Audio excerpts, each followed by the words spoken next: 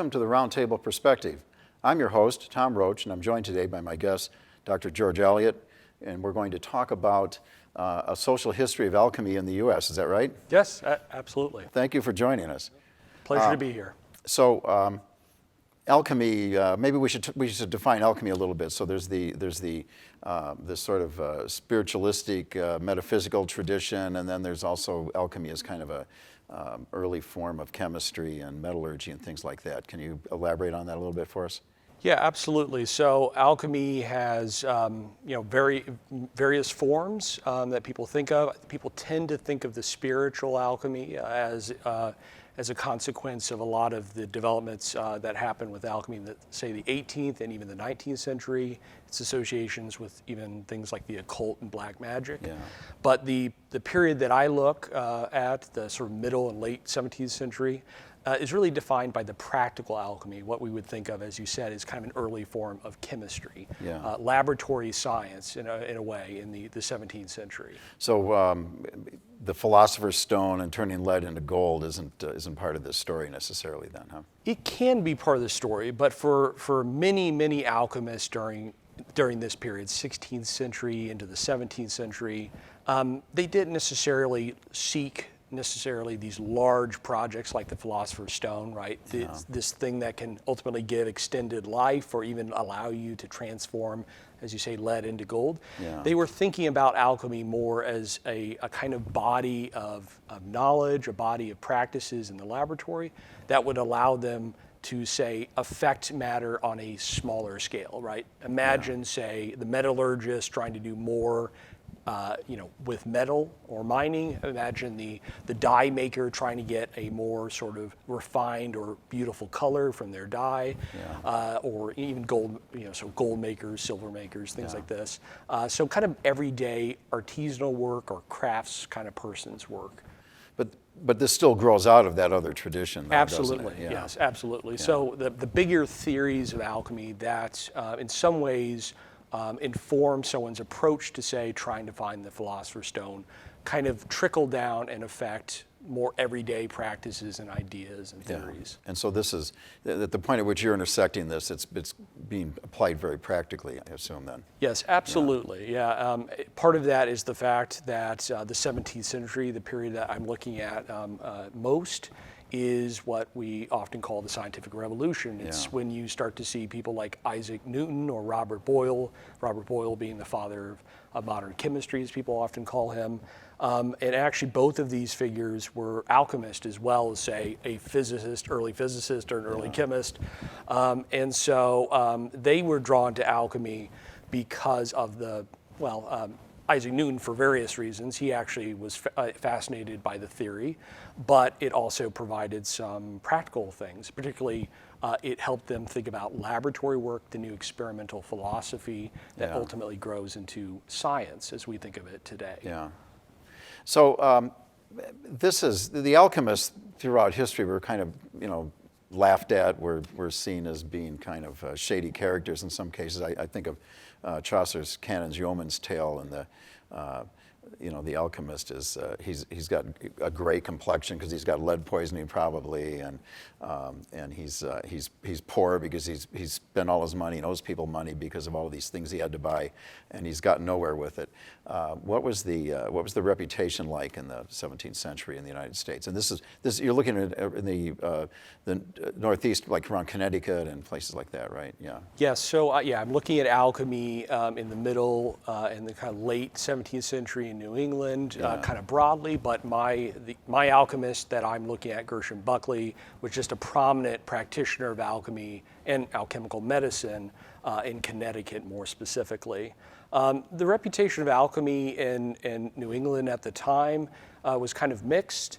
There were obviously a lot of prominent people that practiced it. In fact, mostly the social elite of New England practiced alchemy. So we could think of Chaucer's, the Mathers. The Buckley family was actually a pretty prominent family as well. Yeah. There's a lot of reasons for this. Maybe it's tied to the fact that If you wanted to learn alchemy, you basically had to be able to read and read well, because there was an alchemical school or something like this in 17th century New England. So you had to import European books on alchemy. You had to read alchemy on your own, and then on occasion you might write letters with other alchemists in New England if you'd come across them. So it has, in some sense, its reputation is protected by the fact that it's being practiced by the people that are most respected in the community. In many cases, these are former ministers. And in Puritan New England, the minister is sort of like the little god in the town in some ways, the connection to everyday religion. So a lot of these former ministers become alchemists and doctors. And so they can do things maybe that other people couldn't. So that protects the alchemy in some sense. But at the same time, Puritans have values, for instance, maybe some squeamishness around, for instance, gaining too much profit, being too focused on profit. And so obviously we talked a little bit about alchemy, what it might be, if you could turn lead into gold or something like this. Obviously you might be looking at profit. You might be a little greedy. You might be a little greedy. And so any alchemist in New England that maybe started to approach alchemy from that standpoint, they wanted to use it for profit, they weren't viewed so highly. But it was also associated with with Catholicism, which was something that was kind of looked down upon in early America, right? I think there was something called an alchemical mass, that where the point in the liturgy where the bread and wine turn into the body and blood of Christ. Instead, in this alchemical mass, right, the lead turns into gold, right? Yes. Yes, so there is some association with alchemy and Catholicism, but particularly it's tied to some of the major alchemical thinkers that came from the 16th and 17th century. Van Helmont, he was someone who lived in Belgium essentially at the time, and he was a very devout Catholic. And so you can imagine that even though someone like Gershom Buckley might be reading Van Helmont, his sort of outright Catholicism meant that maybe he didn't necessarily talk about that aspect of Van Helmont as much. But certainly he was a major thinker in alchemy, and people looked to him for sort of direction. So. Well, but this is, of course, I'm looking for the Dr. Frankenstein movie version of the material here, and you've made this a very scholarly study. So let's look at what you've learned about this. So this is you've taken a sort of a social history look at this, and so you're looking at Bulkley and what's going on around him. Tell us what his life was like. This wasn't a guy in a castle with an assistant named Igor or anything like that, right? It was. Nope. What was his life like? Absolutely. So, so my dissertation, Saltbox Science, Saltbox refers to the house design, not saltbox you would imagine on a dinner table. But in fact, the term saltbox comes from people's association with the design, the structure of the house. It looked a little bit like the salt box on people's colonial tables. But saltbox homes, the way they were built, mostly ministers, kind of social elites lived in them, and Buckley was one of those social elites. He lived in them. So most alchemists in New England lived in salt boxes. And so everyday life as an alchemist, Buckley being one example, it was practiced in their houses. There was not some scientific institution, there wasn't a hospital, right? There weren't medical institutions in the 17th century in New England. The biggest sort of center of learning may be Harvard College. It was the only college in the colonies throughout the entire 17th century. So where do you practice something like alchemy if you want to practice it? You have to practice it in your home. And so that's what they did behind closed doors, which obviously from a certain standpoint makes it kind of hard to understand what they were doing day to day. But Buckley provides this kind of rare exception where you can look through a large stack of documents that survive from that time, and you find these little tidbits that kind of highlight, for instance, moments where things might go wrong. There's one example where he was working in his laboratory, which he put in his second floor room.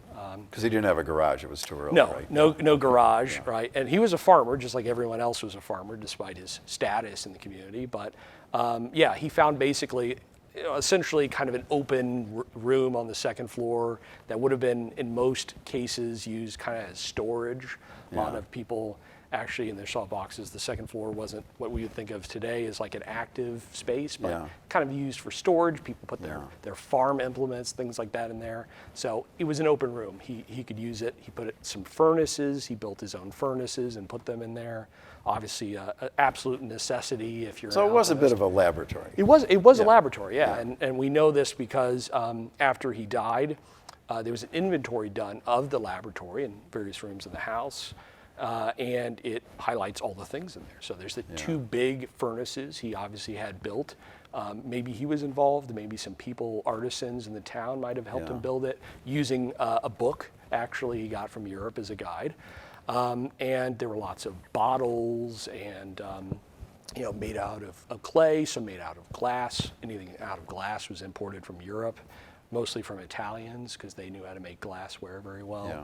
So he actually had an enormous amount of material in this laboratory that let him run experiments or produce different types of medicines at the same time. He had two furnaces. He was doing things on, and a lot of the things he made would take days, if not weeks, to produce and were multi-stepped. So, ultimately, what arises from some of these sources is, in fact, he's going into the laboratory, he's working with something, he's mixing things, he's observing things, and then he might walk outside of the room and he might close the door and go back to doing his other things, right? Farming or whatever it is. Right. So it's kind of an ongoing thing. It's built into everyday life, particularly emphasized or reinforced because it was in the house. Yeah. So you do other duties as well.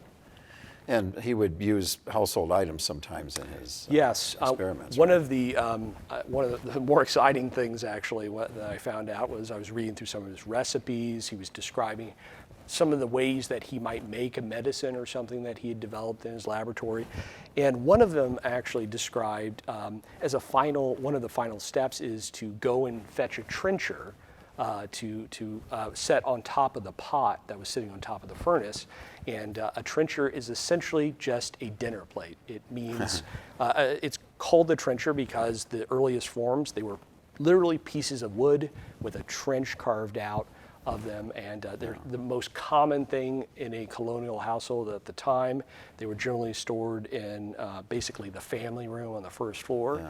So as you read that, you can imagine Buckley leaving his room on the second floor, his laboratory he's built for himself, a little bit away from family life, going down the stairs, going into the family room, maybe passing some children, his wife or something, sitting there doing things, grabbing a dinner plate or so off the dinner table, or maybe even off a shelf on the wall, going up and putting it to cover up his pot. Right. So if something's missing from the kitchen, they looked in the laboratory for it. Right? Yes, and there's even actually some examples where he says to go and put things in an oven rather than a furnace.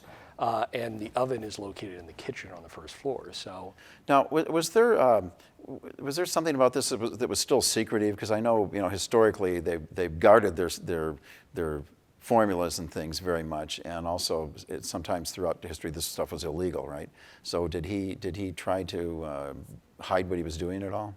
So so there's some things that he hides. He obviously doesn't hide that he is an alchemist, because when he dies, we have these broadsheets, as they're called. They're the big posters that people would put up in the town square, and so some of these survive from various towns in Connecticut. He's even lauded as an alchemist at Harvard by the Harvard president at the time when he dies. So people knew he was an alchemist, so he did hide that.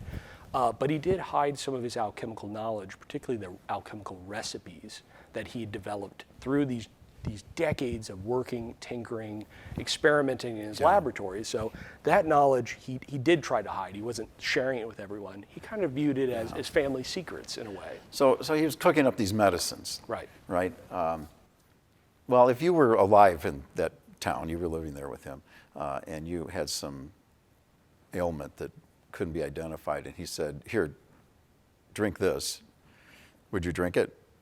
I would not. A lot of these medicines, one of the short and simple ways to distinguish, say, alchemical medicine from other types of medicines at the time is that going back to the heritage, the history of alchemy, most of these medicines, the alchemical ones, call for some sort of metal or something to be included, right? Yeah. Or mercury, for instance. Oh, there's a good thing to inject. Yes. So if you are consuming mercury, I would not recommend that. That would probably not end well.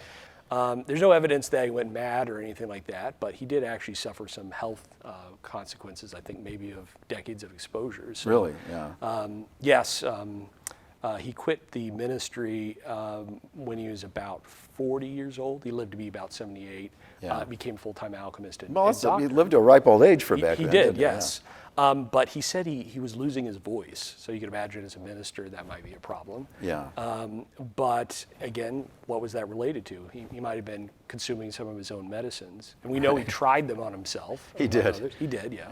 Yeah. There's no clinical trials at this point. You learn things by doing them, by trying them on yourself or your patients. So I would not essentially try any of the medicines that he recommended. Were there? I mean, is there any record of? I mean, did he actually produce anything that was of use? Did he invent, aspirin or? Nothing quite like that. I mean, he was developing medicines that I think weren't necessarily as dangerous. Essentially, he was using opium at the time, and Oh, he gets more interesting all the time. Yeah, absolutely. So he seems to have been growing some opium in his backyard at some point, so he could harvest it. And so they called it laudanum pills at the time, but essentially it's refined opium, and it's a pain pill. Yeah. And that obviously works, but we know from current circumstances that opiates can be very addictive and have harms as well, but they do work to deal So with he's pain. the beginning of the opiate epidemic in some ways. Well, maybe. There's actually evidence of patients that come back again and again and again, so maybe getting addicted, right?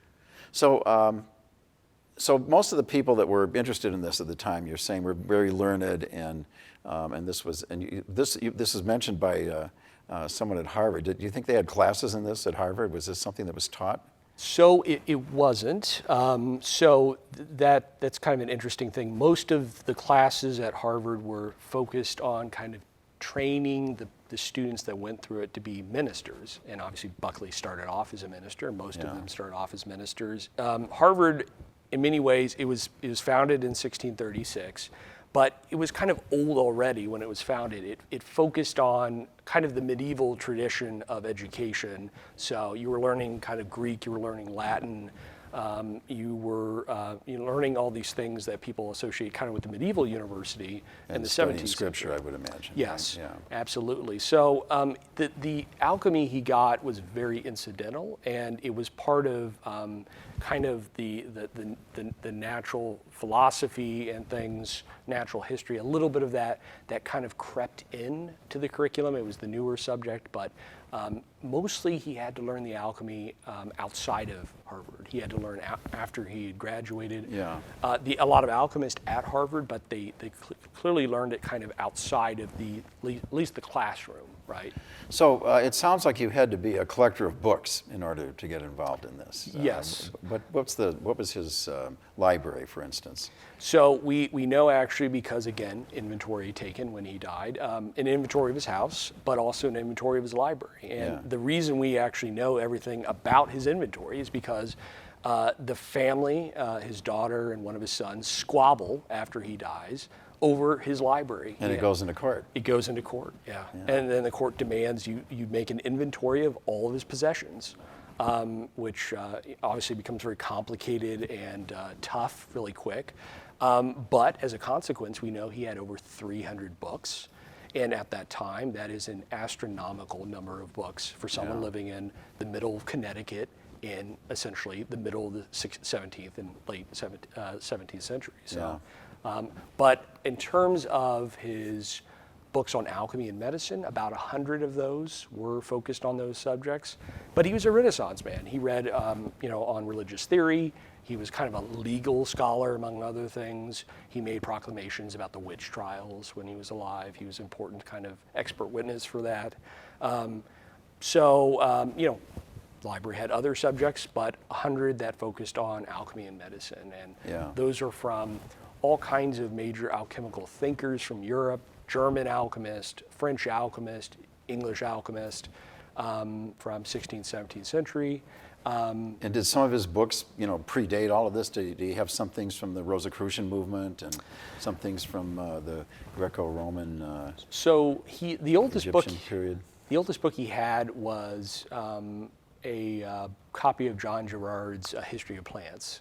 So not actually that old. It was the second edition, published in 1636. Okay. So in general, he's reading stuff from the 17th century, and he's doing that because he wants to be, keeping up with the latest and greatest alchemical knowledge, right? He doesn't. Yeah.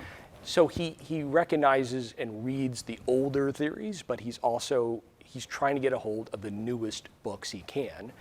In many cases, he's getting them a little later because he's across the Atlantic, away from the kind of heart of the book trade in London. But he's trying to get the new stuff. So. And he didn't write anything, apparently. He didn't publish anything, but he certainly wrote quite a bit. Obviously, he took his notes from what he was reading. But a lot of the knowledge about his medicine, his alchemical medicine, comes from a document that he wrote when he was about 70 in 1705 called a vademecum, which just means, it's Latin, means come with me. Essentially, people wrote these, particularly doctors, wrote these, and they're supposed to be kind of a depository of all the knowledge they had about medicine or whatever it is. So he put a lot of That's a great idea. medicine. Everybody, when if they get to 70, write down a list of what they want to pass on. That's a great idea. And he did that because he wanted his grandson to be a doctor after him. So he's like, I'm going to boil down, in some ways literally, all my knowledge about alchemy into a single document, and then I'm going to hand it to my grandson so that he could be an alchemical doctor after me. So that's interesting. You referred to him as doctor. The term doctor actually was an academic term before it was adopted by the medical people in America. So it means you were learned, you're well read, and alchemy was part of that experience then, right? Yes. Were there other people, though, that were considered doctors that you would go to for health purposes that weren't also alchemists? Was this all mixed together? It was very mixed together. One of the complications of the time is, like I said, there's no medical school. The first medical school doesn't really pop up until Philadelphia 100 years later, or about 40 years after he dies. So almost every doctor in America at the time was unlicensed. They did not go through medical school like most doctors in England or other places in Europe. So they were experts, but they were experts because they read about medicine. They learned themselves. They self-taught, or they found another doctor, and they essentially were, that person was a mentor for them, and they kind of learned on the job, so to speak. So they were learned, but they didn't go through a school in the same way. So, and as a consequence of that, if you don't have, say, a guild, you don't have a school, you don't have an institution reinforcing things or rules or certain ideas, people learned what they found most helpful. So there's a lot of variety in terms of what these doctors believed. Some believed in alchemy, some didn't, but it was a total mix. Right? So how did you get interested in this? I went to the University of Chicago for a master's degree. I became interested in the history of science, but kind of thinking about history of science in the era of like Isaac Newton. And in one of my classes, I had a professor suggest, why don't you look into alchemy? And I was like... That could be an insult depending on the circumstances. Well, I don't know, but it was really interesting. I was just completely floored by it. It was such an interesting topic. I went into it with the idea of alchemy as kind of like Harry Potter, Sorcerer's Stone, things like that. But I realized that it had this incredible history that in many ways is much more interesting than kind of the popular depiction of alchemy, which is that these alchemists were big contributors ultimately to the scientific revolution and helped form what we think of as kind of modern science. Mostly through their laboratory work. So. Pharmaceutical research and absolutely, metallurgy and chemistry and all of this has links back to that, right? Absolutely. Alchemists were really the main contributors to push the pharmacist of the 17th century away from Galenic medicine, which is what we think of as bloodletting, things like this, balancing the humors. They said, in fact, diseases are not about imbalances of the body's fluids, but rather diseases, Illness comes from specific diseases, and you treat those diseases with specific cures. In this case, chemical cures, right? Yeah. So what we think of in terms of medicine, which is it's a mix of chemicals ultimately in a pill or something Yeah. like this, a lot of it traces back to alchemists and what their advocacy came about ultimately in the middle of the 17th centuries. Yeah, even today, most doctors are doctors of medicine, right? Yes. And it's interesting that when you think of all the knowledge that a doctor has, that we're attaching medicine to that Right. as part of the title.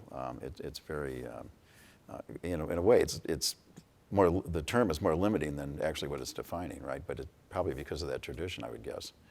Yeah, absolutely. And I think it's really important. I mean, he calls himself a doctor, he calls himself a physician, but he's ultimately calling on a lot of different bodies of knowledge and things. Yeah.